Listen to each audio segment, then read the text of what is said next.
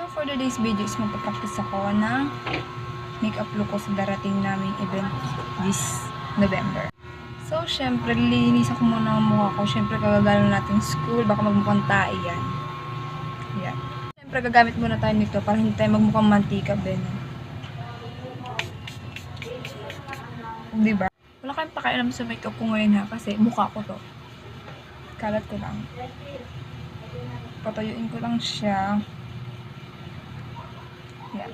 So, pagpasensyahan nyo na kung ganito kaitim na yung mukha ko. Kasi ikaw ba naman painitan sa ROTC namin kahapon. Hindi ka mangingitim. So, ayan. Unahin ko na yung kilay ko. So, yung may make-upin ko kasi ngayon is very simple lang. Pasensya na guys, sumaingay. Kaya, slight lang yung gagawin ko sa kilay ko. Gagamitan ko lang siya ng wax and then, lalagyan ko lang siya ng konting, itim-itim. Para maganda naman siya tingnan.